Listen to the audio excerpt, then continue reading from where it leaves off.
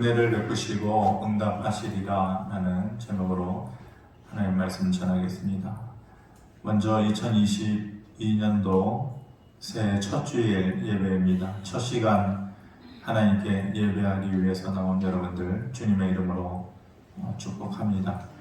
우리는 아무쪼록 우리나라가 국가적인 위기에서 좀 벗어나고 그동안에 우리가 당연하다라고 생각하면서 감사하지 못했는데 이제는 그것이 안 되고 아쉽고 또 먹는다라는 것도 당연한 줄 알았는데 우리가 못하고 있고 그래서 또 아쉽고 또 만나고 교제하고 또 가고 싶은 곳을 가고 이러는 것이 얼마나 당연한 것들이었어요.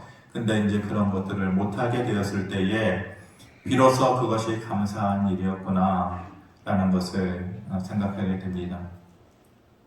그렇게 일상으로의 회복을 우리가 경험하고 다시 감사할 수 있게 되기를 바랍니다. 그리고 여러분들의 살아가시는 한 해의 삶 동안에 하나님께서 소망과 또 새롭게 부어주시는 힘이 넘치기를 주님의 이름으로 축원합니다. 이 모든 것들 위에 하나님의 함께 하심이 있어야만 가능한 것입니다. 우리의 힘으로 하는 것은 자주 쓰는 표현이지만은 태평양을 건너면서 노를 젓고 건너는 것과 마찬가지라고 했습니다. 이 모든 것 위에 성령님의 함께 하심이 있어야 이루어지는 것이고 내 생각과 또 내 능력 이상의 열매를 거두시는 그런 한 해가 되기를 바랍니다. 우리가 오늘 본 이사야 말씀은 흔히 성경의 축소판이라고 얘기를 합니다. 성경이 66권으로 되어 있는데 이사야도 66장으로 되어져 있습니다. 전반부 39장과 후반부 27장, 성경 구약이 39권이고 신약이 27권인 것처럼 똑같은 구조로 이사야서가 축소판처럼 그렇게 되어져 있습니다. 전반부 39장에서는 무엇을 얘기합니까? 인간의 죄와 그것에 대한 심판을 얘기하고 있습니다. 그리고 후반부는 그럼에도 불구하고 변함없이 주시는 하나님의 구원의 약속과 회복에 대해서 얘기하는 것이 신약의 내용이면서 또 이사야에 있어서는 후반부 27장의 내용입니다. 오늘 본문의 말씀은 그렇게 따져보면은 전반부의 말씀이 되겠죠. 앞서서 우리가 읽지는 않았지만은 하나님께서 이스라엘 백성들을 향하여서 패역한 백성들아, 전반부니까 심판에 대해서 얘기하는 거잖아요. 죄와 심판에 대해서.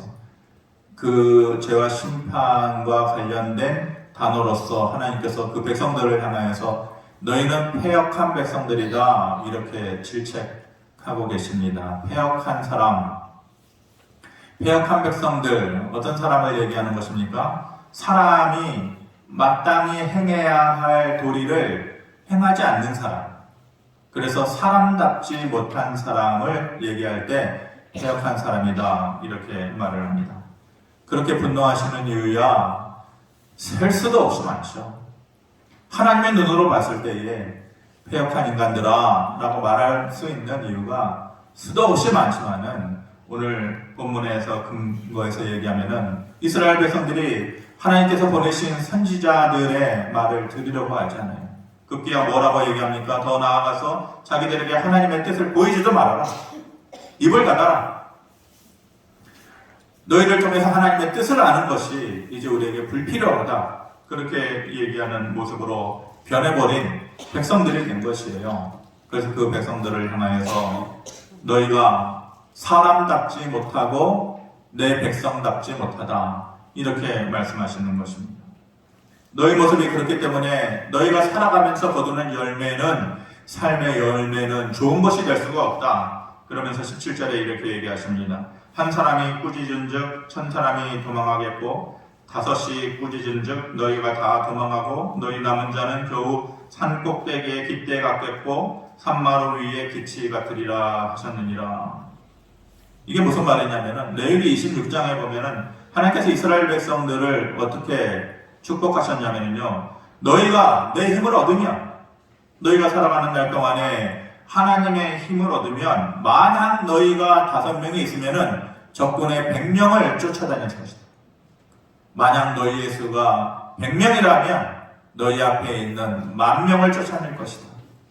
하나님께서 이렇게 약속하시고 복을 주셨거든요. 근데 이제는 달라졌어요. 거꾸로 된 거예요. 쫓아내던 삶이었는데 이제는 쫓겨다니는 삶이 되었다라는 것입니다. 그리고 이제 겨우 남아있는 몇 명의 사람들인데 그 남아있는 자들도 어떤 자라고 얘기합니까? 산 꼭대기에 깃대와 같은 자다 이렇게 얘기합니다. 깃대는 아무 소용이 없어요. 깃대에 꽂혀있는 깃발이 내용을 얘기하는 것이고 중요한 것은 깃발이에요. 깃대는 깃발을 꽂아놓는 밋밋한 그냥 막대기에 불과한 것이에요. 다시 말하면 너희가 깃대와 같다라는 것은 너희의 삶에 중요하고 가치 있는 것은 이제 없어. 무의미하고 쓸모없는 것만 남아있는 그런 인생이 될 것이다. 폐역한 인생들아 이렇게 말씀하시는 것입니다. 그 백성들의 삶이 어쩌다가 이렇게까지 되었습니까? 점차적으로 하나님을 떠나기 시작했습니다. 하나님을 찾는 일도 싫어지고 그 말씀을 듣는 일도 이렇게 더 이상 중요하지 않다. 선지자들을 통하여서 하나님의 뜻을 우리에게 말하지 말아라. 그렇게 폐역한 모습을 보였기 때문에 이러한 삶의 결과로 이어진 것입니다. 그런데 이런 백성들의 모습을 향하여서 분노하셔야 되잖아요. 하나님께서 근데 그렇지 않았어요. 하나님께서 변해버린 그 백성들의 모습을 보시고도 심판보다는 회복의 말씀을 약속해 주시는 것입니다. 새해 첫 주 예배를 드리면서 사실 우리의 모습이 하나님께 복받을 만한 모습이 얼마나 있는가 내 자신을 돌아보면 얼마만큼 있겠어요. 사실은 하나님께서 우리를 향하여서 폐역한 자들아 얘기해도 할 말이 없는 인생이에요. 그럼에도 불구하고 하나님께서 내가 너희에게 주는 것은 심판 아니야. 새해를 맞이하면서 회복을 줄 거야 라고 약속해 주시는 것입니다. 18절 말씀 우리 같이 한번 읽어보겠습니다. 시작. 그러나 여호와께서 기다리시나니 이는 너희에게 은혜를 베풀려 하시며 일어나시니니 이는 너희 긍휼히 여기려 하심이라. 대저 여호와는 정의의 하나님이시라. 그를 기다리는 자마다 복이 있도다. 아멘. 이미 변해버린 백성들인데 하나님께서 너희를 위하여 내가 2가지 일을 행하겠다라고 말씀하시면서 2가지 동사를 얘기해요. 뭡니까? 기다리시나니 그리고 일어나시리니 이 2가지의 것을 해주시겠다고 말씀하십니다. 기다리시라니 왜 기다리시겠다라고 그래요? 너희를 뭐라고 때리기 위해서 기다리겠다라는 것이에요? 그 앞의 내용만 보면 당연히 그렇게 되어져야 되는데 그것이 아니에요. 기다리시라니 왜요? 은혜를 베푸시려고. 그리고 일어나시리니 왜요? 그들에게 긍휼을 베푸시려고 이렇게 말씀하십니다. 긍휼이라는 것은 전에도 한번 단어 설명을 드렸지만은 불쌍히 여기시는 것에서 그치는 게 아니에요. 불쌍히 여기고 휼이라는 것이 뭐예요? 구휼하다, 구제하다라고 쓸 때의 휼입니다. 그러니까 너희를 불쌍히 여기시고 거기서 멈추지 않고 친히 내 손으로 너희를 건져내고 구해낼 것이다. 그런데 어떻게 해요? 일어나시리니 일어나신다라는 것은 침묵을 깨신다는 거예요. 오랫동안 하나님께서 그 손길을 보이지 않고 그 얼굴을 우리에게 비추지 아니하셨는데 이제는 내가 너희에게 새롭게 일어나서 오랜 기간의 침묵을 깨고 직접 모습을 보이고 내 오른손의 능력으로 너희에게 구원을 베푸시겠다. 이렇게 말씀하시는 것입니다.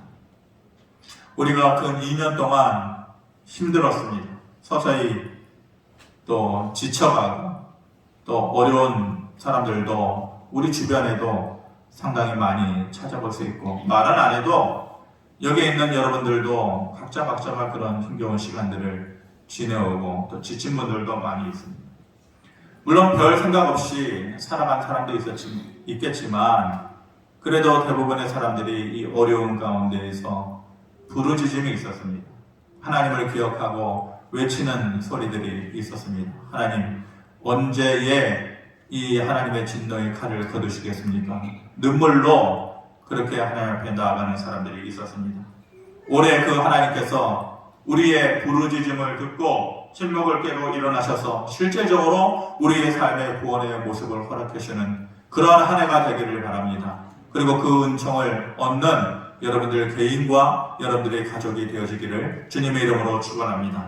19절에 보면은 이제 하나님께서 너희를 어떻게 구원하시겠다라는 것을 구체적으로 얘기해 주는 부분이 있습니다. 시온에 거주하며 예루살렘에 거주하는 백성아, 너는 다시 통곡하지 아니할 것이라. 그가 내 부르짖는 소리로 말미암아 내게 은혜를 베푸시되 그가 들으실 때에 내게 응답하시리라. 한 2달 정도 전이 된 것 같아요. 새벽 예배 마치고 전화 위해서 이제 문득문득 생각나는 것을 설교 노트에 기록을 해놓는데 이 내용을 제가 그 당시에 써놨습니다. 내게 응답하시고 또 은혜를 베푸시고 너에게 응답하시리라. 그리고 이것을 올해의 교회 표어로 삼아야겠다 그렇게 생각을 했었습니다. 한번 따라해 보십시다. 은혜를 베푸시고 응답하시리라. 먼저 19절 말씀을 보면 무엇을 먼저 하시겠다고 해요? 너희의 삶에 다시 통곡함이 없게 하실 것이다. 통곡함이 없게 하실 것이다. 눈물을 흘려본 사람만이 눈물의 아픔을 알아요. 그리고 그 눈물의 짠맛을 정말로 짜다라고 느낄 수 있는 것이죠. 이 말씀을 준비하고 표어로 정하면서 올 한 해 부디 여러분들의 눈에 눈물 자국이 지워지기를 바라고 또 여러분들의 마음에 응어리진 것들 그리고 돌덩이처럼 여러분들 마음을 묶어두고 있는 것들 그런 것들로부터 자유로워지기를 바랍니다. 너가 부르짖는 소리로 말미암아 그것으로 말미암아 이 말미암아라는 것은 무슨 뜻이에요? 그것이 있었기 때문에 이렇다.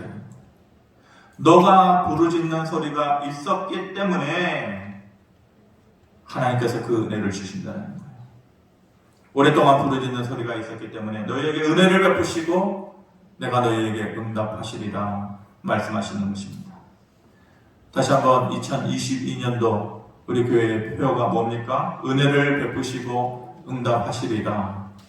잊어버리지 마세요. 이게 어려운 일입니다.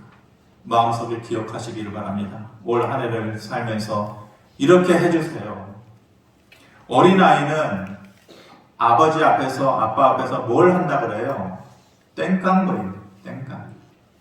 땡깡 부리는 아이를 부모가 아이를 보면서 꿀밤을 때리고 미워서 싫은 표정을 하나요? 그렇지 않아요.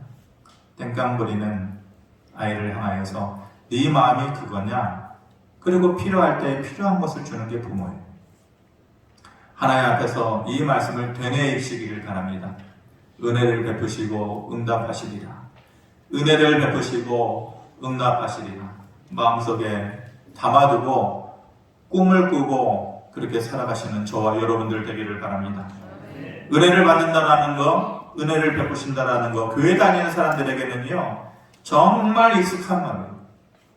세상 사람들은 이 말이 익숙치 않지만 교회를 1년만 다녀보면 귀에 못이 박히도록 아니면 귀가 닳도록 들려지고 하는 말이 은혜를 받는다, 은혜를 베푸신다.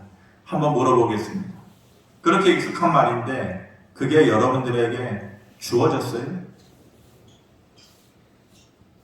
도대체 뭐가 은혜고 그 은혜의 삶은 어떤 것이에요? 그 말 자체가 우리에게 너무 익숙한 말인데 우리의 것이 되었어요? 내 것이라고 생각하세요? 여러분들 수도 없이 그 말을 하고 그 기도를 하는데 정말 마음속에 이게 내 것이었구나 그런 생각을 해본 적이 있으세요?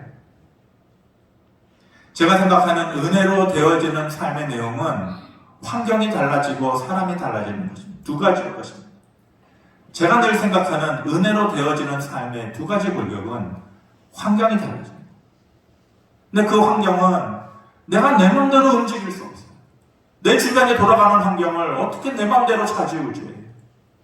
환경을 누가 바꿔놓으셔요? 하나님께서 바꿔놓으십니다. 상황을 하나님께서 바꿔놓으십니다. 그리고 사람을 돌려놓으시는 거예요. 그렇게 두 가지의 환경을 바꿔놓으시고 사람을 달라지게 하시고 때로는 사람을 만나게 해주시고 그 두 가지의 것이 제가 생각하는 은혜로 되어지는 삶이라는 것입니다. 구체적으로 하나님께서 상황을 잘 돌아가게 해주시는 것이에요. 그 일이 이루어지기 위해서 필요한 사람을 적시에 그리고 적소에 하나님께서 보내주시고 그러한 사람을 만나게 해주시는 것. 얼마 전부터 새벽 예배 때 자꾸 이 마음이 들어요. 제가 기도했다라기보다는 정확한 표현으로는 자꾸 이 생각이 들었던 것이에요. 이러한 삶, 은혜로 되어지는 삶에 대해서 몇 차례 제 개인적인 경험들이 있어요. 그래서 은혜로 되어질 때에 하나님께서 절실하게 하고 정말 뭔가 필요하다라고 할 때에 하나님께서 환경을 만들어 주시더라고요. 내가 한 것이 아니에요. 근데 그 환경을 하나님께서 만들어 주시더라고요. 그리고 그 상황 속에 직접 들어가 보면 준비해 두신 사람이 있더라고요. 내가 그 사람을 만나겠다고 만난 것이 아닌데 하나님께서 만나게 해주시고 손잡게 해주시더라고요. 그러면서 그 경험을 몇 차례 하면서 이런 것이 은혜로 되어지는 것이구나.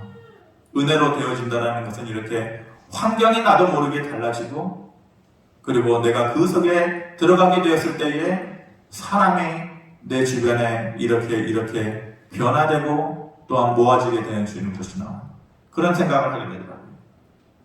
올해 제가 이곳에서의 사역을 한 지 이제 7년째 되는 해입니다.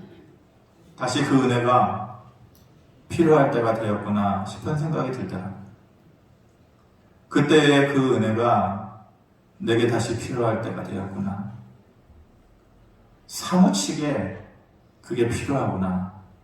이제는 내가 할 수 있는 게 아니구나. 내 손에 힘이 다 떨어졌구나. 이제는 그때의 그 하나님의 은혜가 내게 절실하게 필요하구나. 그 생각이 계속해서 드는 거예요. 그러면서 나뿐만이 아니라 여러분들이라도 이 재단의 이 교회의 성도들은 그러면은 이 삶을 누리고 살까? 그 마음이 들어요. 절실하고 사무치게 그때의 그 경험이 필요한데 내 것만 되어서는 되겠는가? 우리 같이 그것을 경험해야겠다. 나눠야겠다. 그리고 가르쳐야겠다. 그래서 올 한 해에 제 설교의 골격은 은혜로 되어지는 삶입니다. 제가 그 2년 동안 코로나 시기를 겪으면서 나름대로의 설교의 컨셉을 잡고 설교를 했었습니다. 그것은 뭐냐면은 하나님이 누구신가? 하나님이 우리에게 누구신가? 광야의 삶을 지나오면서 하나님이 우리에게 누구시냐에 대해서 계속해서 여러분들에게 말씀드리려고 했었습니다. 올해는 은혜로 되어지는 삶에 대해서 여러분들에게 가르치고 나누고 그렇게 달라지는 우리의 삶을 저와 여러분들이 함께 경험하게 되어지기를 바랍니다. 은혜로 되어지는 삶의 내용 중에 하나가 21절 말씀이에요.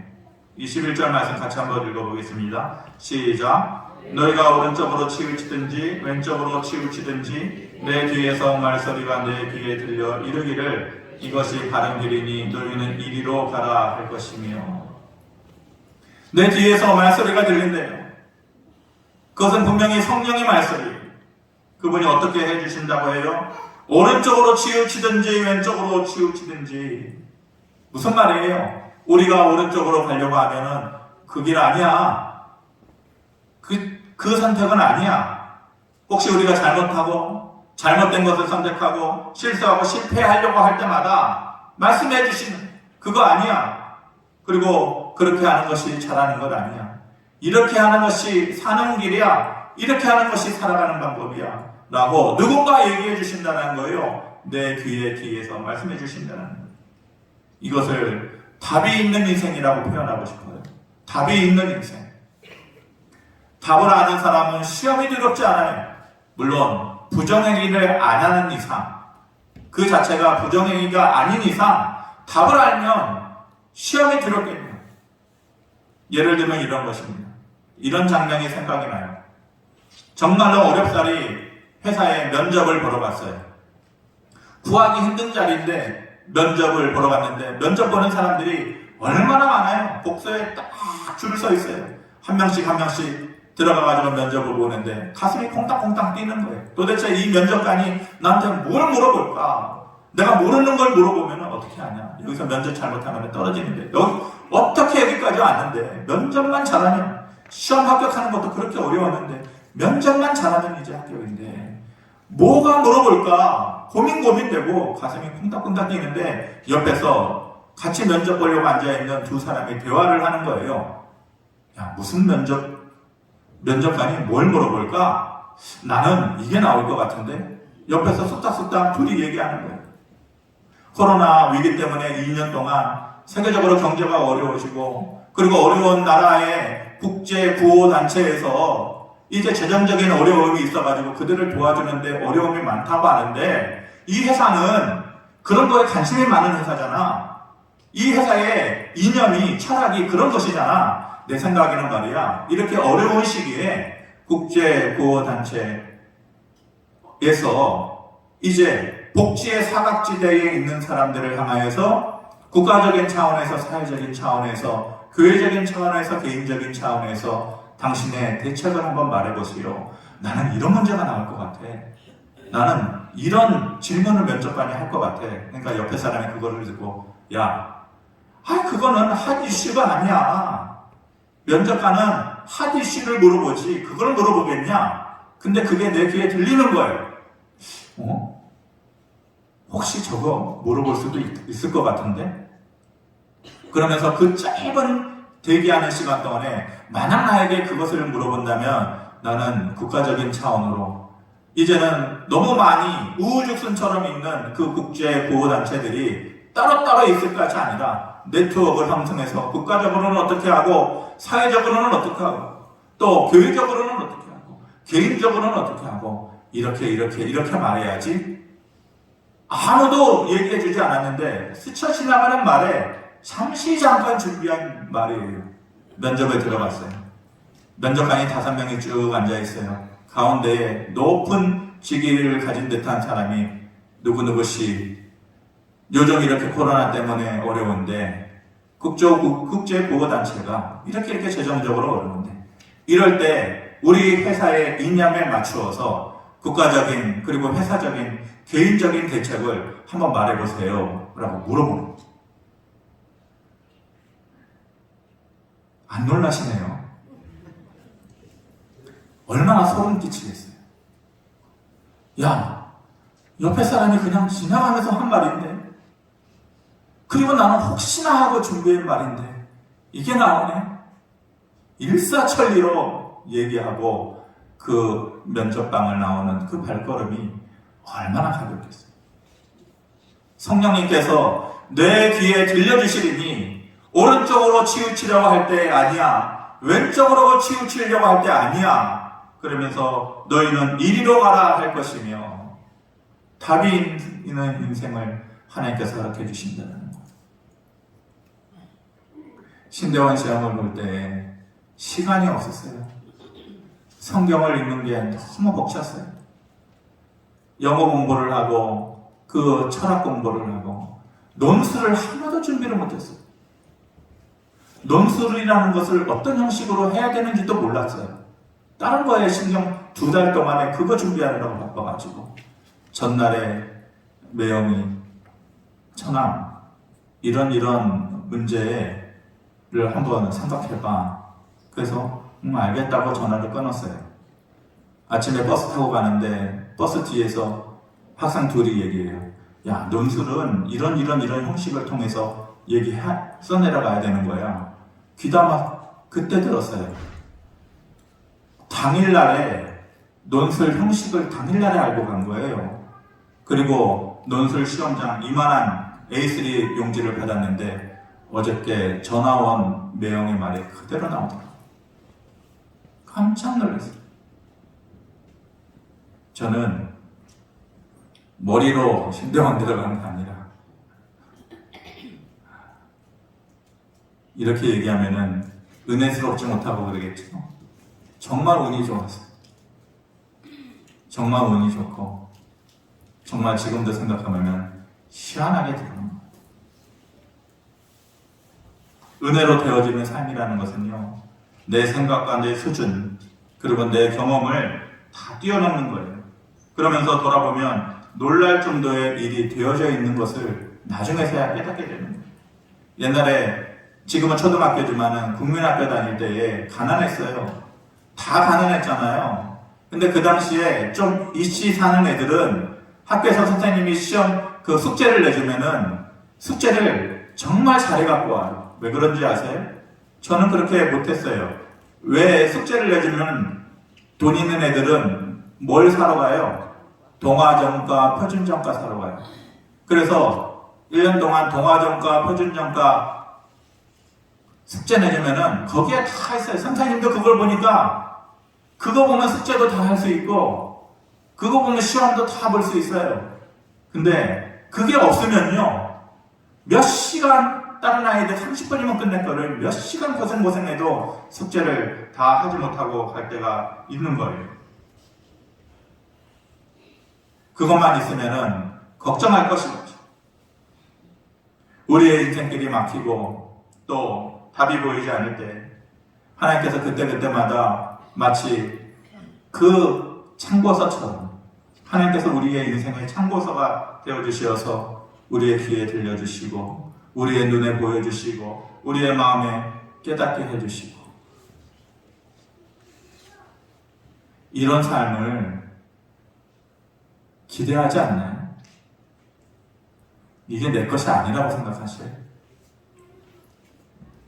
인생의 갈림길에서 답을 찾지 못할 때에 그거 아니야, 이거야.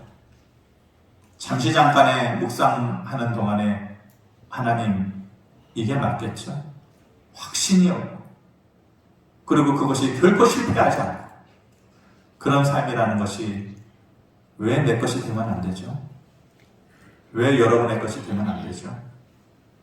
지나고 나서 문득 그런 생각이 들 때 있어요. 그때에 내가 어떻게 그런 생각을 해냈지? 그때에 어떻게 내가 그 행동을 할 수 있었지? 여러분들이 한 해를 살아가면서 올해 한 해의 끝자락에 이런 말들을 할 수 있게 되기를 바랍니다. 내가 그때 어떻게 그걸 해낼 수 있었지? 내가 그때 어떻게 그런 생각을 해낼 수 있었지? 그러면서 이 말씀이 떠오르기를 바랍니다. 내가 너의 귀에 들려주리니 그것이 하나님께서 내가 모르는 사이에 은혜를 베푸시고 응답하신 것이라는 것이 바로 이것이구나. 그렇게 고백할 수 있는 삶이 되기를 바랍니다. 문자 하나를 받았는데요. 그 문자 내용은 압구정동에 있는 큰 병원인데 정형외과 병원인데 폐쇄를 한다라는 문자였어요. 제가 누구의 소개로 받아가지고 거기에 가가지고 무릎이 한참 안 좋았을 때에 두어 차례 목회자들은 조금 이렇게 대우를 해준다 해가지고 압구정동에 갈 일이 뭐가 있겠어요. 근데 두어 차례 갔었는데 병원이 상당히 커요. 가서 보니 유명한 의사고 유명한 병원이에요. 말하면 여러분들도 아마 아시는 분들이 있을 거예요. 병원도 엄청 크고. 근데 문자로 왔어요. 병원 폐쇄합니다. 폐쇄 이유는 병원장이 갑작스러운 사망으로 인해서 병원의 등치가 너무 크니까 얼마나 비싸겠어요. 아마 인수할 사람이 없었던 모양이죠.